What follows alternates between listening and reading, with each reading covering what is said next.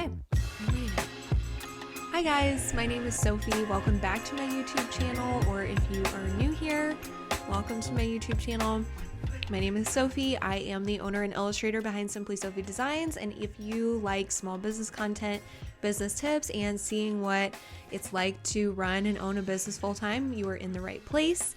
I'm super excited because today I'm going to be sharing with you guys the things that you should do before starting a business. So these are things that I've either done that if I had to do it all over again, I would do these things again for my business, or they're things that maybe I didn't do that if I could do it all over again, I wish I would have done it. So I'm going to be sharing all those things with you. I've been in business for 4 years and just took my business full-time in November of 2022. Going full-time with my business has been the absolute best decision I have ever made. And a quick side note, if you can't get enough of the small business tips, you can also go listen to my podcast. It is called The Art of Small, and I am the co-host of that podcast with my friend Ashton of Ashton Creates. If you haven't seen her Instagram account before, I'm sure you have, but if you haven't, go check it out. I will link it in the description of this video, but that is like another hub for small business tips that we are talking about real life small business with other female entrepreneurs, and we are just pulling back the curtain on what it's like to own and run a small business. So that is another place that you can get more small business tips if you are like me, where I feel like I'm constantly scrolling on YouTube, Spotify, anything and everywhere to get more small business content because I'm kind of obsessed with it. If you have like the entrepreneurship bug like I do, that's another great place to go to for more small business tips. But today we're going to be focusing on all the things that you have to do before you start a small business. And if you've already started your small business, maybe you're like me, I've clicked on YouTube videos like this before when I'm like 1-2 years into it already, and I'm like, well, I've already started a small business, but there's no reason why I can't go back and still do some of these things if they are things that I haven't done. Like one of them would be starting an email list, which I'll get into later, but I waited way too long to do that. And it's one of my biggest regrets in life. No, I'm just kidding. It's probably one of my biggest regrets in business, though, honestly. So we'll get into that, but I'm not going to waste any time. I'm going to go ahead and get into it, and let's talk about some of the things that you need to do before starting a small business. And the first one might just be the most important thing. But before you start a small business, you're kind of like in the beginning of your entrepreneurship journey. You're like in this happy little honeymoon phase, and you have this wonderful idea, and you're like in your own little bubble, and nobody can pop it. Unfortunately, I might be bursting some bubbles here. But you have to have the conversation with yourself of, I have this great idea, or at least it feels great to me. And one of the things you have to consider is the idea that I have actually something that is a need? Is it something that is in demand? Is it something that, like, am I solving a problem that people currently have? That's what it really comes down to, is you have to be able to market your business by either your audience has a problem, or sometimes you have to actually show your audience what the problem is. You have to tell them the problem that they have. For example, part of my business, the bulk of my business, it accounted for 81% of my revenue last year out of all my revenue streams, is client work, where I am helping clients with their marketing, social media, promotional graphics, illustrations, like helping them tell their story in a unique and visually appealing way so that it doesn't look like a bunch of freaking clip art on their Instagram profile that, like, it's just like a bunch of random elements pulled from Canva, and then there's no way to differentiate your brand, and everybody's stuff looks the same because we're all making logos on Canva. That is something that sometimes you have to show your audience, like, that what they're doing is a problem, because a lot of small business owners are just trying to get by, and Canva is an easy solution. I totally understand and completely get that. And I am a big believer that, like, you have to do what you got to do. So if you have to get by with Canva for a little while, perfectly fine. But most of the people that I have coming to me asking me for logo design right now are people that have been getting by with a logo on Canva for years. And now they're like, everybody has like the same logo as me because we're all making our logos on Canva and they're all looking the same. And so they're coming to me because they want something that's like actually unique to them and like means something to them and isn't just something that they pulled together on Canva. So sometimes you have to like show your audience what the problem is, but you need to make sure that with your idea, when you're in like the ideating phase and you're trying to solidify your business idea, you want to make sure that it's actually a problem that people are having that you're offering a solution to. And you can ensure this by talking to family members, friends, and then taking it a step further and actually surveying people that would be part of your theoretical soon to be target audience. And if you need to ask people at work, if you need to, even if you need to send out a survey to people that like you haven't honestly talked to in years, like just get a survey out. If you want to post a survey on your Facebook page and just ask people to answer the survey, I would talk to as many people as you can to see, like, is this actually a need that people have? Like, am I solving something? And it doesn't mean that your product has to be like this groundbreaking solution to something, but you just need to be able to present it in a way that like, hey, here's your problem. I have the solution. And you want to make sure it's something that people are actually looking for. I've definitely, made the mistake of like launching a new service or a new product or a new digital product and not doing my market research. And in my mind, I'm like, oh, I have this great idea. It's going to be so much fun to put together. And then it turns out that of all the things that my audience is wanting from me, like that was not at the top of the list. So it's important to ask, maybe you are listening to this and you do currently have a business, but you're thinking about launching a new service line. Survey your current audience to make sure that what you are about to put so much time and effort into launching is actually something that people are looking for from you. And if it's not, like, listen. It's really important to listen to your audience from the beginning of time with your business all the way throughout. The best way to make money is simply to like listen to your audience and then give them what they're asking for.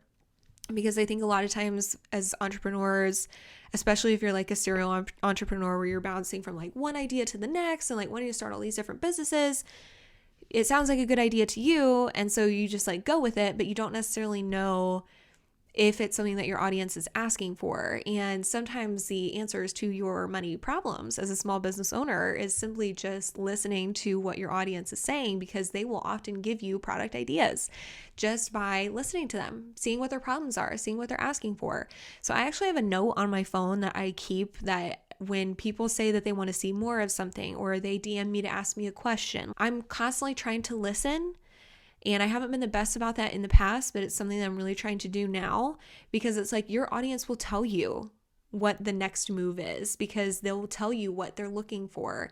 And if you have an audience that's not super engaged, it's okay to offer them an incentive for answering a question that you have or for answering a survey. I mean, how many promotional emails have you gotten from like a big brand name or a retailer that's like, hey, take this survey and you'll be entered to win a $500 Starbucks gift card or something like that? Like, it's really, it can be to your benefit to offer them an incentive when you really, really do need feedback from people. So just make sure that there's actually a desire and a demand for what your business idea is before you go into all the effort and the time investment and the financial investment of like starting your business. The next thing is simply to come up with your business name. And there's something that I want to point out about this that like you would think would be very like obvious, but it's not all the time.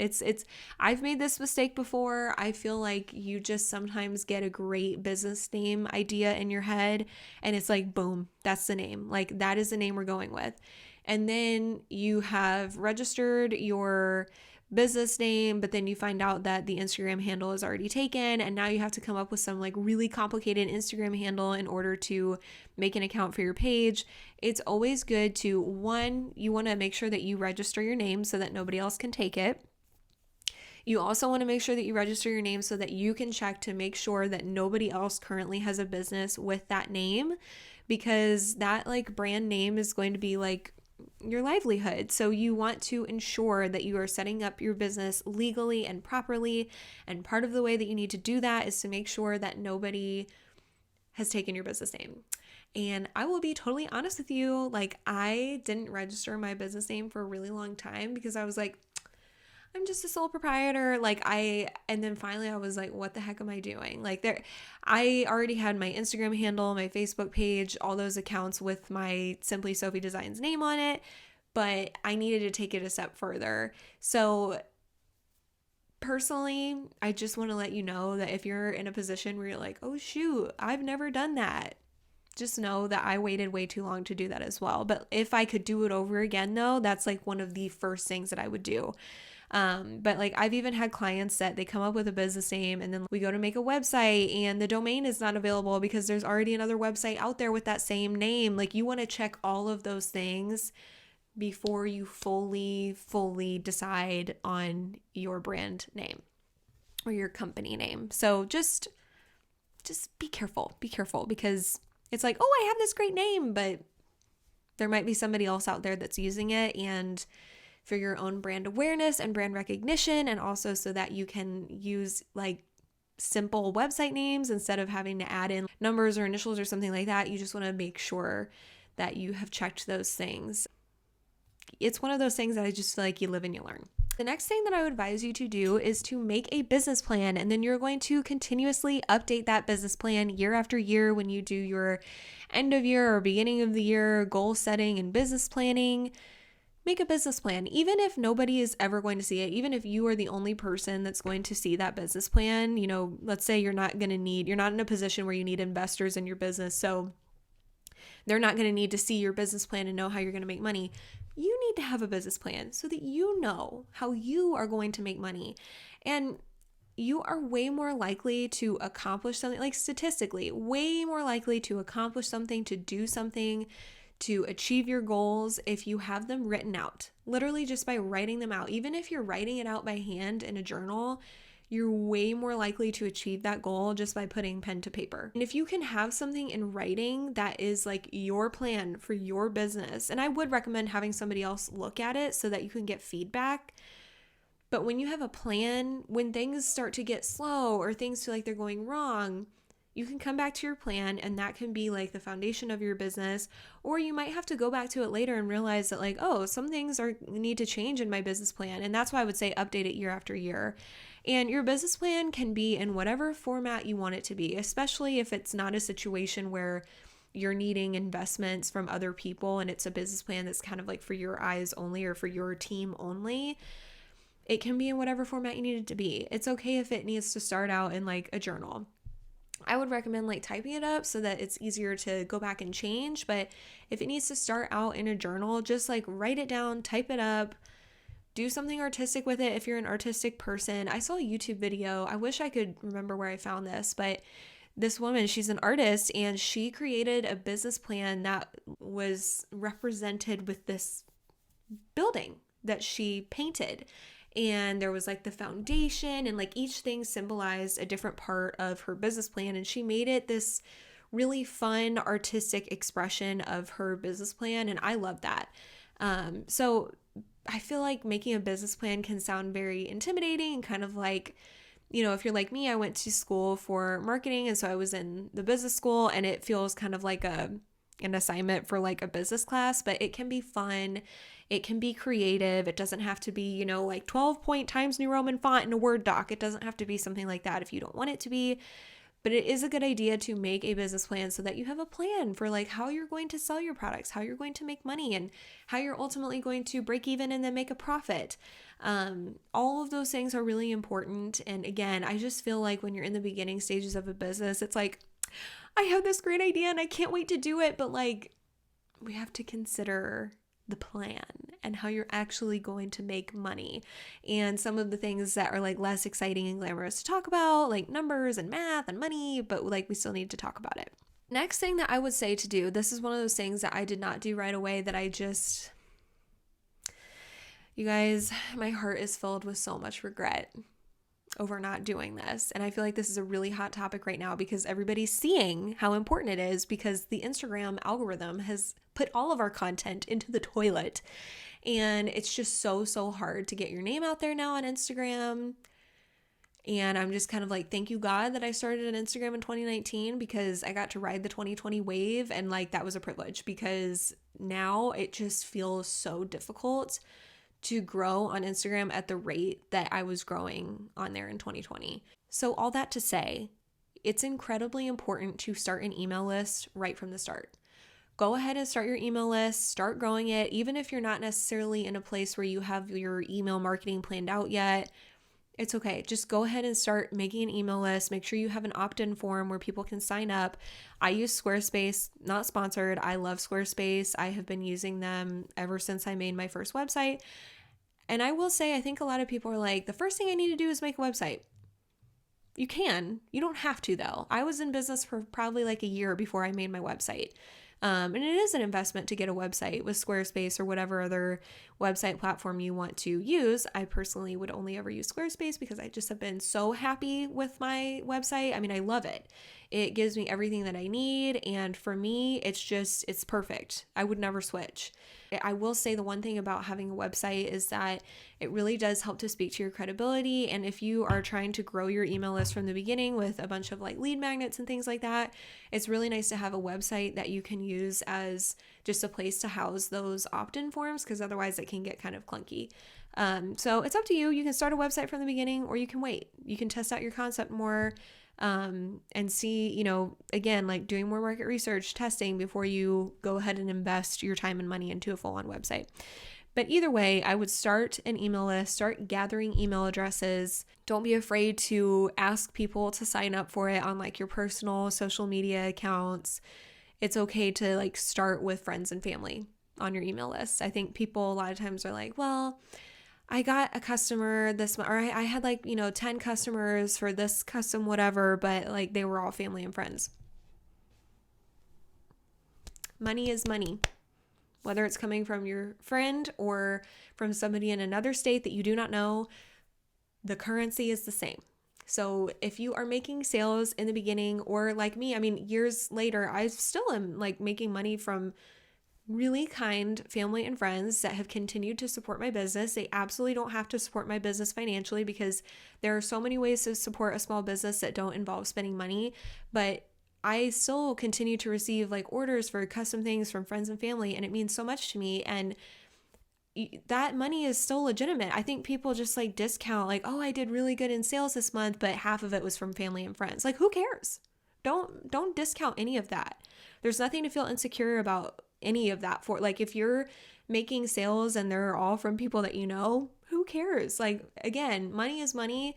So I just think there's a lot of things that are easy to feel insecure about as a business owner, or easy to discount yourself, or kind of like you almost want to like knock yourself down a peg. I don't really know the exact way to say that, but I feel like you understand what I'm talking about. I'm just saying this is not another reason to tear yourself down. It's actually a really wonderful blessing that your family and friends want to support you. So if you are making money from sales with family and friends, or you are building your email list from family and friends joining your list, there's nothing wrong with that. And it's actually a very positive thing. So never look at that and feel like, oh, it doesn't count, because it does.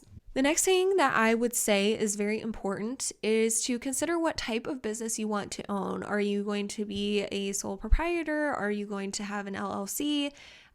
It's important to understand what each of your options are. It's also important to consider how that is going to look when it comes to filing your taxes, because as soon as you start to make money with your business, you are going to have to, unfortunately, deal with paying taxes.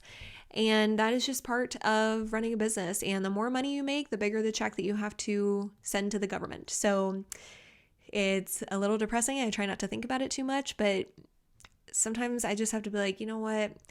If I feel like I'm sending a lot of money to the government, that means that I made more money with my business this year. And as much as it sucks and I hate it, and I don't always enjoy some of the things that my tax dollars are going towards, there's no way to avoid it. So my business is registered as an LLC. I love being an LLC. I highly recommend it, but everybody has different reasons for filing as different types of businesses. You can be an S Corp. I could go through all of them. I learned this in my business legal class in college, but if you just want to like Google it, Google will give you all the answers. And then you can figure out from there what kind of business you want to be, or if you want to take it a step further and really understand what type of business you should file as, and how to set up an LLC, you can join my waitlist for my course, Passion to Profit. It is a course for small business owners. It's entirely self-paced, and it has a whole module talking all about finance and taxes and setting up your business legally, and it is with a certified financial planner. So I don't currently have the course open as I'm filming this in January of 2023, but if you're interested in learning more about the course and signing up for the waitlist, I will leave that in the description of this video. Something else that I think is incredibly important for starting your business and maintaining your business is literally just to network with other people in your industry, in your niche, because one, there can be a lot of opportunities for potential customers just by networking with other people within your industry. And two, it is really a good idea to have friends around you that can support you and mentor you, guide you, be somebody that can, listen when you're having problems, somebody that you can bounce ideas off of. Like, entrepreneurship can be an isolating journey. And if you are not intentional about finding other like networking groups or finding other creatives in your industry or small business owners in your industry, it just can be very like isolating and lonely. And then when you encounter a problem, sometimes you may be left in a situation where you don't know who to turn to for advice. And I just feel like I have been aided so greatly in so many areas simply by having connections with other business owners within my niche. I mean, my co-host Ashton, she and I host the Art of Small podcast together, but we've also been friends for like 3 years now. And she and I regularly text each other to ask for advice on like, hey, would you charge this for this type of a thing? Or, what would you do in this situation? Like, it's just really, really helpful to have somebody that I can talk to about things happening within my business, because she's within my industry and like I know she understands. So of course I talk to my husband about things with my business. I talk to my family members. I talk to some of my friends, but it's also a really nice perspective to have from somebody that is living part of the reality that I'm living with my business, that really, really understands. And that has a lot of knowledge that she can share with me. I have knowledge I can share with her. And it's really helpful. And another example I'll give of this, there is a girl that I connected with on Instagram that I recently was approached with like a new project from a new client, and it's in kind of a vein of illustration and design that I haven't done a ton of for clients. I've done some for personal projects and have started with one client doing this type of work, but I haven't done it a ton. And I felt like the price that they were offering me was like a little like low. Honestly, I just was kind of like, I feel like I would charge way more for this. And I felt like this is a project that like hasn't started yet, but I just felt like the price was a little low. I really did. And I was just kind of like, I don't know if that range is going to work for me, but like, I don't know, maybe I'm being dramatic. And I talked to this girl and she was able to help me figure out a price that would work for me and confirm with me that the price range I was originally kind of offered for the project was a little low. So then it helped me to negotiate to a number that I was more comfortable with. And honestly, without the validation and support of another small business owner, I'm not really sure like what exactly I would have ended up doing, or what I would have even ended up getting paid, or maybe I would have even walked away from the project altogether if we weren't able to come to an agreement or something like that. So it just felt good to be able to network with another business owner and just kind of hear her thoughts. And I was extremely thankful for her willingness to share. So there are a lot of benefits to networking with other people within your niche, and that is just one example, personal example of why it is so beneficial. And then kind of along the same vein of that, I would get a mentor or like a business coach. I have a career mentor from my university that I attended that I still am in contact with him. He has been with me through a lot of different things and now is watching my small business, grow and flourish. And before I even made the decision to go full time with my business, I asked him for his opinion, his thoughts, and I'll actually probably be getting coffee with him in the next month. So it just has been good to have him as a sounding board and, my cheerleader at times too, like a supporter and somebody that I can bounce ideas off of, and somebody that is going to keep it real with me and like give it to me straight and not sugarcoat anything. And it's very reassuring to have a career mentor. I've always been really appreciative of having access to that because It's a wonderful friendship, a wonderful resource. Love everything about that. You can also get a small business coach. I just think there's a lot of value in investing in yourself. Expenses for a business are going to look different for everybody, but I will say there's a lot of value in investing in your learning and education as a small business owner. I also do small business coaching, so if you're ever interested in working with me, you can always visit my website at simplysophiedesigns.com/contact to reach out to me and send me a message and we can chat. This next thing is something that has aided me in so many areas of my business. I feel like it is the secret sauce of my business. It is the reason why I decided to take my business full time. And it's simply just taking time to pray over my business, to invite the Lord into this space of my life. I want him to be in every space of my life. But I think it's easy to assume that maybe he doesn't care about your business, that God isn't in those details, but he's in all the details. He's in all of the aspects and components of my business, and I want him to be there. I want to make sure that I am in prayer over my decisions for everything in life, including my business. Like before I make business decisions, I want to make sure that I'm consulting the Lord. I don't know what else to say about it. I just feel like he is my best asset for everything in life. He is like my advocate. And so why wouldn't I invite him into this space of my life? And obviously the Lord does not exist to just make my business profitable and help me make money. But I'm just saying that I want to be a faith-minded, faith-focused business owner. And I want that to always be at the foundation of my business. And so therefore, I just want to invite him into all my decision making, and he's never steered me wrong. So that's the tea on that. This is going to be my last point of the day. My last point of the day is to tell anybody and everybody that you can about your business. Tell people that you're starting a business. Tell people that you're a business owner. Tell people what you do. Take any and every opportunity that you have to tell people that you have a business and explain to them what exactly it is that you do. Because if you don't open your mouth and tell people what you do, people will not know what you do. So be loud about it. Tell people about it. Take any chance that you have to talk about it in conversation. Shout it from the rooftops on social media. Even if you feel like you're being cringy, do whatever it is that you have to do to make sure that you're getting the word out about your business, because word of mouth is everything. Like, I do not spend any money on social media ads for my business because I just don't think it's worth it personally.